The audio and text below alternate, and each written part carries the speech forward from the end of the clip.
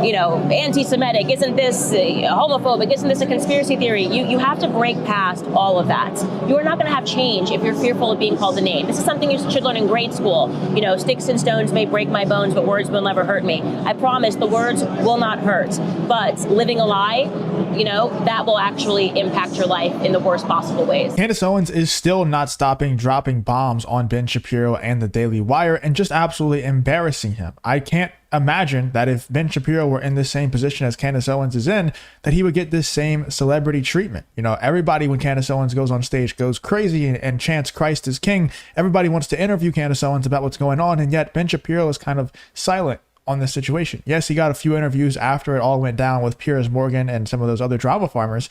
But when it comes to the public's reaction to Ben Shapiro and the Daily Wire, it's very obvious that it's in Candace Owens' favor. Candace Owens is favored in this situation by the general public, and the only people who favor the Daily Wire, who are supporting the Daily Wire over Candace Owens and supporting Ben Shapiro over Candace Owens, are the people who would just be loyal to the Daily Wire no matter what they do. And every company, every single media outlet has those people, where no matter what their opinions become, no matter what they turn into, no matter what they do to their employees, no matter what, they will be loyal to those people, because that's just how people are. People are tribal. And there's definitely some people out there with the Daily Wire, and even in the things that are happening in the Middle East as well, that no matter what the facts come out with, no matter what facts come out, no matter what logic says to think about the situation, they're always just going to support Ben Shapiro and the Daily Wire. And those are the only people left that are supporting Ben Shapiro and the Daily Wire. Let's get into this interview here with Candace Owens, where she's addressing it once again and reveals a lot of new information about the whole thing. And it also addresses her beef with Piers Morgan and all of those things. Candace Owens is talking about all of the situation with the Daily Wire. Let's check this out. Just something there. Maybe we need more American attitudes in the UK politics. Well, I definitely think that you guys have to understand the power of speech and the willingness to stand up. And I think part of it is the fear mechanism. Everybody's fearful of being called a name. You saw this with Piers Morgan. He tried everything at me. Isn't this, anti-Semitic? Isn't this homophobic? Isn't this a conspiracy theory? You have to break past all of that. You are not going to have change if you're fearful of being called a name. This is something you should learn in grade school. Sticks and stones may break my bones, but words will never hurt me. I promise the words will not hurt. But living a lie, that will actually impact your life in the worst possible ways. It's very true. Although I will say I have some sympathy out there for people who this isn't their job. Candace Owens, for her, this is her job. Her job is to speak about things and share her opinions. Other people out there, if they do say what they think and they get labeled these terms, the reason why they're so scary is because they can lose their job, lose their livelihood. And even a lot of people, especially during the 2020 times, they had the wrong opinion and they lost their family members. They got cut off by their family and stuff like that. So bad things can happen, really bad things, when you get labeled these things. Now, I think for the people out there with common sense and logic in their brains, nowadays, these words mean absolutely nothing. Like the anti-word that she used, all the istophobes out there, the homophobic, all those things, they don't really mean much anymore. They don't hold weight to anyone, even the left. I don't even think they hold much weight for anymore because of how watered down these terms have become. But there still is a lot of people out there, especially employers, if they see that their certain employee is labeled this thing to the general public, it's going viral or something, they're going to get canceled. They're going to lose their job. And that's why people are scared. So I 100% agree with what Candace Owens is saying there. You can't be scared to get called these names just because they're a name. But it's kind of like what comes with being called that name. Candace Owens will be fine. Or the average Joe, he won't be fine if his employer finds out he's labeled this thing. That's all I'm saying. I want to ask about foreign policy. What does America First mean to you? America First right now means that, or always rather, I shouldn't say right now because it's not momentary, means that we are prioritizing the concerns of America above every other country in the entire world. And I say this about whether it's Ukraine, whether it's about Israel.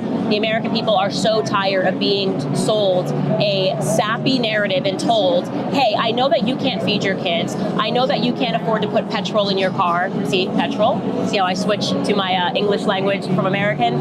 But You should instead think about what's happening overseas on their borders. I know that your borders are completely porous. I know that there's crime in your cities, but just think what would happen if Putin beat Zelensky. We're tired of that. We don't care. It's not our drama, okay? It should be such a natural thing, rather, to state that you take care of your own house before you offer charity to your neighbors. It makes no sense for your children to be starving, for you to go next door and knock on the door of your neighbor and say, would you like some food? It makes no sense for you to not have locks on your door, that you would go next door to your neighbor and say, can I offer you some supplies so that you can lock up your own home? So that's 100% correct. The problem is the Daily Wire and these people, they claim they're America First, and they hijack the America First movement. And, like Candace Owens is actually America First. And there's some people within that Daily Wire. I don't want to say everybody. Matt Walsh seems to be America First, even though in the group settings, in their group podcasts and stuff, he's not actually allowed to say what America First actually means. They always shut him down whenever it comes time for, comes down time for that. But I think Matt Walsh is actually America First. Michael Knowles might be that as well. A lot of them, though, the majority of them, the decision makers over there are very obviously not, as you can tell by the firing of Candace Owens. And then also, I 100% agree, by the way. I am America First as well. I'm America only. I am kind of an isolationist, I guess, if you want to put a label on it. But the other issue with that is, even if we shut down all funding to all foreign entities, foreign countries, foreign war, foreign aid, everything, we shut it all down. If we have the wrong people leading the country, they're going to use that money in the wrong place anyway, even if it's internal. I always give the example of these things that we deem as issues. So the easy talking points whenever you're talking about these things is America first. We need to fix the borders. We need to fix the crime rate before we fix all these other countries. We need to fix inflation. Well, the current regime, the current people in power in the US don't even view those things as issues. So even if we stop funding to everywhere else, if we keep the money inside, they're still not going to fix the things that actually need to be fixed, because they don't even view them as issues. So the main thing is, obviously, get the right people in power. Who is that? I don't even know. I don't even know, because you could say it's Donald Trump, and I think, between the two, Trump and Biden, obviously it's Donald Trump. But Trump is still not going to stop foreign aid to that certain country in the Middle East, Ben Shapiro's favorite country. He's not going to stop it. He might put a focus on the borders, but he's not going to stop it. And I think that's what needs to be done right now. Not just to that specific country, but to all of them. It needs to be stopped. So I don't know who the right person is, but I know it's not the current regime, because they would probably put it towards, getting more trans, LGBTQ plus, whatever the hell, people in general position, high up in the military and stuff like that. The head of the Department of Health and stuff like that. That's where they would put the money towards, getting more diversity in the government and in college campuses and stuff like that. That's where they would put the money towards, not solving any of the actual issues.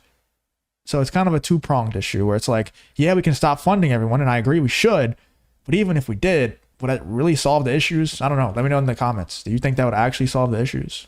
That's what America First means, literally America First. In the 1930s, there was another America First movement, sort of isolationist movement, saying we mustn't go to war in Europe again after the First World War. Do you think that those America First supporters then were right? Do you think that America shouldn't have gone into that Second World War? Yeah, and that is a radical statement. People don't know how to deal with that, because we've all been so brainwashed by the school system to believe that, well, look how great things are. Let me ask you about your country. Do you think that your country has become greater since? Has our country become greater since? Absolutely not. This whole idea of international liberalism. Now it's not just about your problems, it's about solving the world's problems. Let's make sure that in Pakistan there's a trans flag waving. No, I actually, if Pakistan does not want to wave a trans flag, I don't even want to wave a trans flag, but why is this my business? And they're constantly trying to pollute you to make you think that it is your business. No, I actually am comfortable if that's going to If you enjoy content like this, and make sure you leave a like and subscribe to the channel. It really does help me out a ton. Let's get back to the video. be the newest smear that I have to wear, that we're isolationist. Good. I want to be concerned with just America's problems. As soon as those get resolved, I'm happy to peek up our head and say, oh, well, you know what? There are friends over there in the UK. Let's see how they're doing, if we can help them. But America first. But Japan did attack Pearl Harbor, so presumably you would have reacted to that. Yeah, I mean, yes, look, I think, of course, if you're ever talking about a threat in terms of your nation being attacked, you should always have an equal response. But at the moment. So that war was just. But well, a response was just, right? Does the response necessarily dictate a world war? These are questions that should be relegated, I think, to an academic discussion. These would be interesting academic discussions. I'd love to get a bunch of people and to play out those scenarios. What if we had just responded to Japan and dealt with the threat? You know, I haven't had the time to sit down and think about it, and I definitely don't want to do that on the fly and get that wrong. But it would be a very interesting discussion to think about other options in terms of responding to things. You know, Tucker Carlson a couple of weeks ago said that he wouldn't have dropped a nuke, and the world went, "What are you talking about?" And I said, no, he's absolutely correct. The war was essentially over. Japan was already negotiating. Also, when it comes to the Tucker Carlson thing that set off Ben Shapiro and everybody from the Daily Wire as well, he was making more of a general statement. Like he was like, yes, Joe Rogan asked him about that specific scenario, but he more said the general statement of nuking innocent people is wrong. I think we can all agree. And I mean, how can you possibly disagree with that statement? But it set everybody off.